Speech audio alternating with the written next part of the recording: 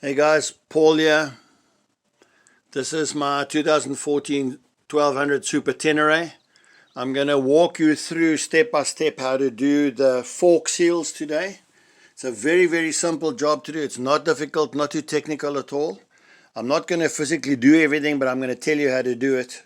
There are other videos on YouTube as well, but this is quite simple. First things first, take a small screwdriver and very gently pry your dust cap loose and drop your dust cap down. That's what you want to do. Number two, on the inside here is a wire retainer clip. Okay, you can do it once you've got the entire tube out. So first you're going to do is you're going to take off these two nuts. Okay, it's actually a cap screw with Allen key. That's all metric on the Yamaha, thank goodness. You loosen that as well. It's got a nut on the back, so you need to put a 10mm spanner on the back and then just loosen that. Take off these two nuts that hold your brake caliper together. Those are 12mm.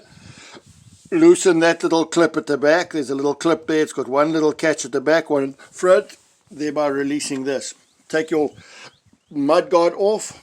Do exactly the same that you did here on the other side. Mud guard off. Okay. Your brakes are now loose. Your calipers are hanging here, over here. Loosen these two cap screws over there. Okay, loosen them so they're very loose. And then here takes a 19mm hex, or you can just use threaded rod extending nut from the hardware store. They're not expensive. Okay, I think it's a 3/4 inch. Yeah, 3/4 inch is 19mm. Okay, then unscrew that. Take your front wheel out completely. Before you do any of this, I forgot. Put a jack underneath here and just jack your bike up so that it's actually resting on the back wheel, because the weight is biased towards the front wheel. So now your forks are bare. What you want to do is on the top over there, turn that main nut. I believe it's a 14mm, I think, if I remember. Turn it anti-clockwise until it stops. Do not force it past where it stops. Take a screwdriver over there and back that anti-clockwise up. That's your damping rod. Turn it anti-clockwise until it stops as well. You can count the number of clicks if you want, but I'll show you just now how to do the rest. Okay, so you back that out and you back that out, and then before loosening your shock over here, you're first going to take a 24mm socket or a wrench. Careful that you don't let it knurl your nuts there. But then you loosen the top of this cap on top of the shock. So it's aluminium and aluminium. It's quite tight, but just loosen it so that it's hand loose. You do that both sides. Then loosen that cap screw. Underneath the shock over here, underneath the bike. Can't see too clearly, but there where my finger is pointing are two bolts. They are 10mm stainless bolts. So you want to turn them loose anti-clockwise, obviously. Loosen them so that they're nice and hand loose. You want to do that both sides. Then with a little bit of firm grip, etc., sometimes you might need a pry bar in there just to give it a bit of slack. But my forks I just twisted them and they came straight out. Once the fork is out, okay, you then loosen the cap. There's a cap on the top. You loosen this whole cap. Unscrew it. Turn the fork upside down and pour all the oil in the fork into a big bowl or a dish or an oil tray or something like that. But you're going to pour all your oil out. Then once that cap is off and you push this rod further down, you'll see it exposes a spring with this entire cap assembly at the top of the spring. This is all sort of held onto one of the rods. I think it's a damping rod or a rebound rod or something. But okay, then you're going to take a 14mm spanner, and a box wrench as you call it here. Put it onto a grinder and make the entire wrench thick this way, but grind it down to about 4 or 5mm. You're going to grind it quite a ways down. Careful that you don't destroy the temper. So grind it and let it cool. Grind it. But you're going to need a thin wrench to go between the coils of the springs onto a nut at the bottom of this entire assembly. So you grab all of that nut and you take your 24mm socket and anti-clockwise, you'll be able to then loosen that and then turn this entire assembly off the shock. Don't be afraid, it's not preloaded that it's going to shoot through your wall, it just screws off. Once that's off, you take your damping rod out, put it carefully on one side, pour all the oil out, take your spring out, and then there's a piston on the inside, a white nylon piston. So you pull the piston in and out of this section of your shock over there until it pumps as much of the oil out as possible. So you're going to pump the piston and then pour the oil. You hold it upright, pump that piston, pour the oil. Get as much oil out as you can. Now you are ready to hold this with one hand, and you grab the silver, the chrome part of your shock, and you pull that down. So you use it as like a ramrod, and it'll just pull the seal out of here together with a flat washer, a bushing, and then there is another bushing that stays on this shock. So part of the shock. You don't have to remove that bushing. Okay, so take your seals off, your old seals, take them off. Be very careful with your main seal that you orientate it correctly, that you remember how it is when you put your new seals on. Your new seals, just do yourself a favor, these are about 30 or 40 bucks directly from Yamaha. It's the dust cap and the oil seal. Just get the originals, you'll never be sorry. Okay, so once you've taken that out, you put your new dust cap on first, and then your new seal. Don't worry about the wire retainer because you can bend that out and open over that part of the shock. But okay, so then when everything is clean and wiped down, it's silver clean, you're absolutely sure that it's clean. No residue, no fingerprints on this. It must be clean, clean, clean. Careful of solvents as well, but just shop cloths and things like that work very well, especially lint free. Okay, so now you're going to put the silver part of the shock, your main shock, back into the tube again, into the fork tube.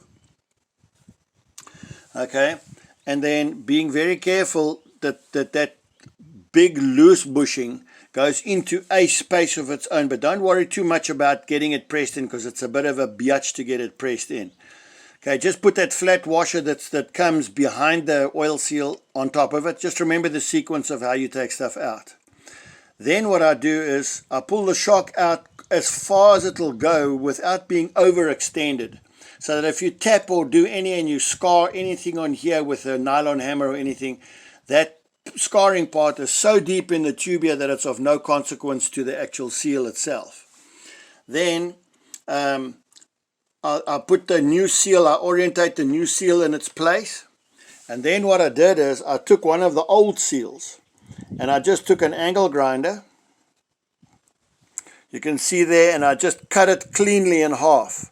So these old seal halves, you then are going to put around your fork tube, one this side and one on the other side, and you're going to use those to actually press in your new oil seal. So what I did is I just pressed that down, obviously with a gold part resting on a table with a silver part of the shock in the air, and pulled out sort of about maybe say 80% of the travel of the shock. Okay, so then I had these two rings around the shock, and I took a nylon mallet, and I just tapped on these seals uniformly around the shock until that new seal was completely bedded in. Before putting these new seals on the shock, just take a little bit of that suspension oil, that's this over here, that's the genuine Yamaha product, and lubricate your seals. And another thing too, I learned a tip from one of the guys on YouTube, is take the thumb section of a latex glove, cut the thumb section off, okay, and then put that over the shock so that when you put your seals on, you don't risk cutting your seals on those bushings or anything like that. You just lubricate that rubber and you just pull the seal right over that, and it goes all the way down. Alright, so now you've got your seal back in again. You take your wire retainer clip, you just expand it over, careful that you don't scratch your shock. And you'll see on the inside is a thin little rim that wire retainer clip fits into. If that rim is not visible, you haven't seated your seal enough. Okay, If it's visible, put your wire retainer clip back in again. And then what I do is I cycle the dust seal up and down, and I just see whether it leaves a ring of dirt or a little bit of residual oil. I wipe that clean because I don't want any dirt between the new seal and the dust cap on the inside. I want it silver clean there. Put your dust cap back in place again. You reassemble your shock, okay? Making sure that, I've got these reflectors just for my own safety at night. They're facing forward. This here turns freely, so don't worry about that. And then importantly, the settings there, okay, that when it's screwed all the way out, it's got about 8 or 9 of those rings. Yamaha standard is 5.5. I've got it down at 5, so 5 rings exposed, okay, is standard. And then that little damping rod adjuster, don't forget to put your damping rod back in the middle of the fork again when you reassemble everything. But anyways, that little screw over there, turn it clockwise all the way until it stops. Don't go past where it stops, don't force it. It's just click, click. It's almost like 180 degrees for each click. Standard is 8 clicks anti-clockwise as you look down at the shock. So 5 of these rings, 5.5 exposed, and 8 clicks there is standard for both sides of Yamaha shock. Okay, obviously take your oil before you reassemble everything. Okay, and it calls for 485 milliliters of oil. I've got a glass jug with metric measurements on the side. I pour 485 in, pour it into the shock, and then obviously reassemble this again the way you took it out. The little box wrench on the 14 nut, and you turn that with a 24 socket. Just turn it so that it's you don't over tighten it, but turn it so that it's good and tight. And then obviously you want to screw this back onto the shock again. I just lubed it lightly so that those aluminium threads don't get damaged. And there's an O-ring underneath here too, making sure it's nice and clean. And then once that's closed, you're obviously going to reassemble your shock. You're going to tighten that up in increments. Tighten it a little bit, and then you tighten the 2 nuts at the bottom, the 2 10mm bolts, tighten those. Do not over tighten them, because you don't want to be crushing the tube of your shock and affecting the inner tube moving up and down. And then you reassemble your mudguard, your front wheel, etc. While I had everything off, I just changed brake pads too, put new pads on, and so I'm all set and ready to go. There is another video too on YouTube about doing the shocks. This is just a real quick one. I hope it's really helped you.